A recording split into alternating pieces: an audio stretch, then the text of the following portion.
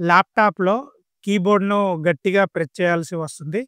లేదంటే ఒక key press చేస్తే మరొక కీ ప్రెస్ అవుతుంది. లేదంటే ల్యాప్‌టాప్‌లో కీబోర్డ్ అనేది ఆటోమేటిక్‌గా ప్రెస్ అవుతుంది. లేదంటే కీబోర్డు కంప్లీట్‌గా పనిచేయట్లేదు. ఇట్లాంటి ప్రాబ్లమ్స్ నేను రెగ్యులర్‌గా చూస్తానే ఉంటాను. ల్యాప్‌టాప్‌లో ఇలాంటి ప్రాబ్లమ్స్ ఎందుకొస్తాయి? ఇలాంటి ప్రాబ్లమ్‌లు రాకుండా ఎలాంటి జాగ్రత్తలు తీసుకోవాలనేది ఈ వీడియోలో మనం కంప్లీట్‌గా తెలుసుకుందాము. ఈ వీడియోకు లైక్ చేయండి. లైక్ చేయడం వల్ల ఎక్కువ మందికైతే రీచ్ అవుతది. మీకు అర్థం అవ్వడం కోసం నేను ఈ ల్యాప్‌టాప్‌నైతే తీసుకున్నా. ల్యాప్‌టాప్ కీబోర్డ్‌లో డిఫరెంట్ ప్రాబ్లమ్స్ అయితే ఉంటాయి. ఆ ప్రాబ్లమ్స్ ఏంటనేది మనం ఇప్పుడు తెలుసుకుందాము.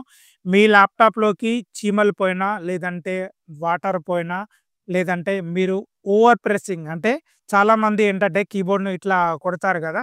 దీనివల్ల గూడా కీబోర్డ్‌లో ప్రాబ్లమ్స్ ఒస్తాయి. ఎలాంటి ప్రాబ్లమ్స్ ఒస్తాయంటే మీరు వైని ప్రెస్ చేస్తే టీ పడడము, లేదంటే టీ ప్రెస్ చేసినా టీ పడకపోవడము, గట్టిగా ప్రెస్ చేయడము, ఒక్క కీ ప్రెస్ చేస్తే 2, 3 కీలనేది ఆటోమేటిక్‌గా టైప్ అవ్వడము, లేదంటే ల్యాప్‌టాప్‌ను ఆన్ చేసే సమయంలో, లేదంటే మనం వర్క్ చేస్తా ఉన్నప్పుడు ఏదో ఒక సమయంలో ల్యాప్‌టాప్ కీబోర్డ్ అనేది ఆటోమేటిక్‌గా ప్రెస్ అవ్వడం.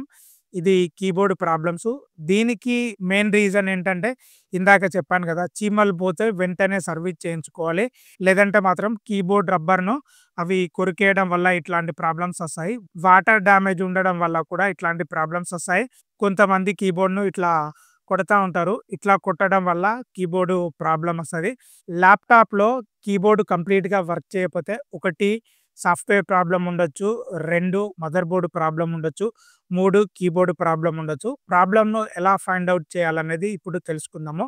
మీరు ల్యాప్‌టాప్‌ను యూజ్ చేస్తా ఉన్నప్పుడు సాఫ్ట్‌వేర్‌లో కీబోర్డ్ వర్క్ అవ్వకపోతే మీరు బయాస్‌లోకెళ్ళి అక్కడి నుంచి కీబోర్డ్ వర్క్ అవుతుందా లేదా అనేది తెలుసుకోవచ్చు. ఒకవేళ బయాస్‌లో వర్క్ అవుతుందంటే మీరు సాఫ్ట్‌వేర్ చేంజ్ చేస్తే మీకు కీబోర్డ్ అనేది ప్రాపర్‌గా వర్క్ అవుతది. ఇంకొక ప్రాబ్లమ్ ఏంటంటే కీబోర్డ్ కంప్లీట్‌గా పాడైనప్పుడు కీబోర్డ్ వర్క్ అవ్వదు. అలాంటప్పుడు ఏం చేయాలంటే న్యూ కీబోర్డ్‌ను చేంజ్ చేస్తే అప్పుడు మనకు కీబోర్డ్ వర్క్ అవుతుంది. కీబోర్డ్ చేంజ్ చేసినా గానీ మనకు వర్క్ అవ్వట్లేదంటే దానికి రీజన్ ఏంటంటే ల్యాప్‌టాప్‌లో ప్రాబ్లమ్ ఉంటది. ఇది మదర్ బోర్డ్‌కు సంబంధించింది. న్యూ ల్యాప్‌టాప్‌లలో కీబోర్డ్ ప్రాబ్లమ్స్ అయితే చాలా ఎక్కువగా ఉన్నాయి. ఓల్డ్ ల్యాప్‌టాప్‌లో కీబోర్డ్ అయితే ఇట్లా లాక్స్ ఉంటాయి. ఈ లాక్స్ ఓపెన్ చేసి ఈజీగా కీబోర్డ్‌ను రిమూవ్ చేసేసి మళ్ళీ కీబోర్డ్‌నయితే ఫిక్స్ చేసుకోవచ్చు. ఈ కీబోర్డ్ ప్రైజు చాలా తక్కువగా ఉంటది. న్యూ కీబోర్డ్‌లలో ప్రైస్ ఎక్కువగా ఉంది. దానికి మెయిన్ రీజన్ ఏంటంటే ఇక్కడ మీరు కీబోర్డ్ చూసినట్లయితే ఈ కీబోర్డ్ లోపల నుంచి ఉంది కదా! ఒరిజినల్ కీబోర్డ్ కావాలంటే ఎక్కువ శాతం కీబోర్డ్‌లయితే ఇట్లా ప్యానెల్ లోపల నుంచే ఉంటాయి. మీరు ఈ కీబోర్డ్ చేంజ్ చేసుకోవాలంటే మొత్తం ఈ ప్యానెల్‌ను చేంజ్ చేసుకోవాల్సి ఉంటది. అందుకనే కాస్ట్ అనేది చాలా ఎక్కువగా ఉంటది. చాలామంది ఏంటంటే ఒరిజినల్ కీబోర్డ్ అని చెప్పేసి డమ్మీ కీబోర్డ్ ఇస్తారు. అట్లా కీబోర్డ్ ఏయించుకున్న తర్వాత 1, 2 మంత్స్‌లోనే కీబోర్డు పోవడం నేను రెగ్యులర్‌గా చూస్తా ఉంటాను. నేనైతే కీబోర్డ్‌ను చేంజ్ చేయను. ఎందుకంటే మార్కెట్‌లో ఎక్కువగా డమ్మీ కీబోర్డ్‌లే ఉన్నాయి కాబట్టి. న్యూ ల్యాప్‌టాప్‌లలో మరొక పెద్ద సమస్య ఏంటంటే కీబోర్డ్‌లనే పవర్ బటన్ ఉండడము.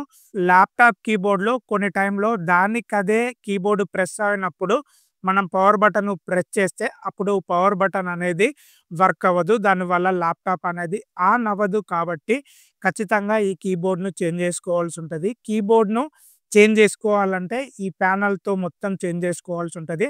అప్పుడు కాస్ట్ అనేది చాలా ఎక్కువగా ఉంటది. మరొక ప్రాబ్లమ్ ఏంటంటే కీబోర్డ్ చేంజ్ చేసినప్పుడు కొంతమంది టెక్నీషియన్స్ సరిగ్గా ఫిక్స్ చేయకపోవడం వల్ల కీబోర్డ్ ఎత్తులు వంపు ఉండడం వల్ల కీబోర్డ్ ఫెయిల్యూర్ అయ్యే ఛాన్సెస్ చాలా ఎక్కువగా ఉంటది.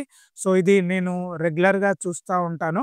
మీరు ల్యాప్‌టాప్ కొన్నప్పుడు కీబోర్డ్ ఎట్లా సమానంగా అయితే ఉంటదో టెక్నీషియను అలా ప్రాపర్‌గా ఫిక్స్ చేసినప్పుడు మాత్రమే కీబోర్డ్ అనేది ప్రాపర్‌గా వర్క్ అవుతది. లేదంటే మాత్రము కీబోర్డ్ ఫెయిల్యూర్ అయ్యే ఛాన్సెస్ చాలా ఎక్కువగా ఉంటది. ల్యాప్‌టాప్ కొనేటప్పుడు పవర్ బటన్ ఇండివిడ్యుయల్‌గా ఉన్న ల్యాప్‌టాప్‌ను మాత్రమే తీసుకోవాలి.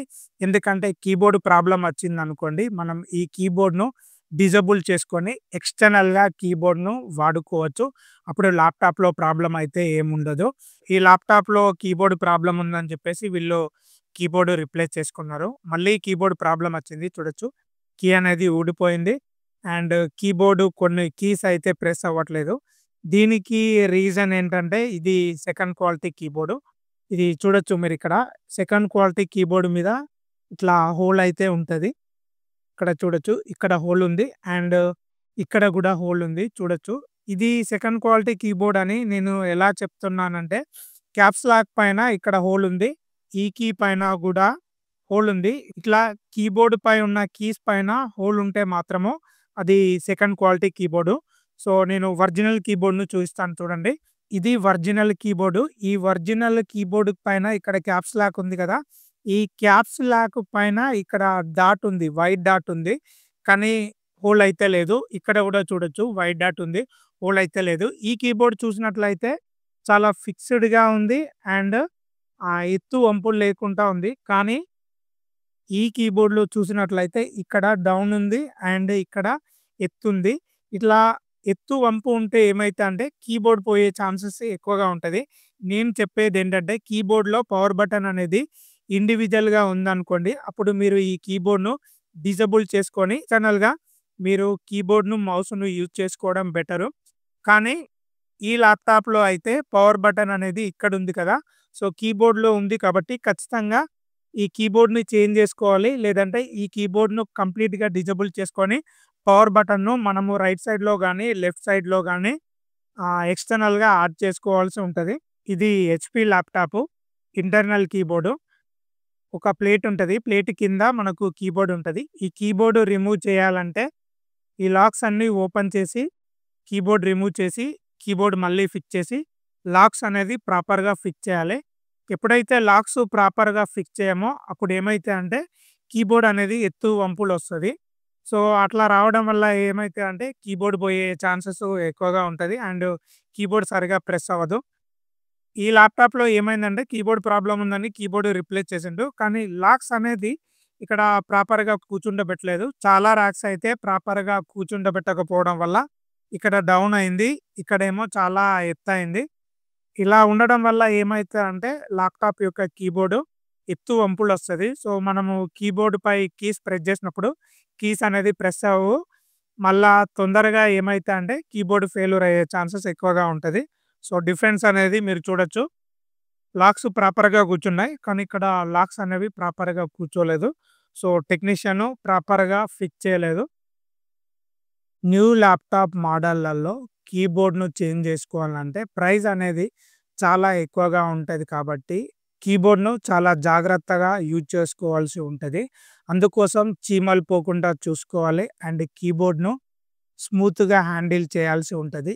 ఇంకొకటేంటంటే మీరు ఎక్కువగా ఏ ప్లేస్‌లో అయితే వర్క్ చేస్తారో ఆ ప్లేస్‌లో ఇట్లా ఎక్స్‌టర్నల్‌గా కీబోర్డ్, మౌస్ యూజ్ చేశారనుకోండి. మీరు రఫ్ అండ్ టఫ్‌గా యూజ్ చేసిన కీబోర్డ్‌పై అయితే ఎలాంటి ప్రాబ్లమ్ అయితే ఉండదు.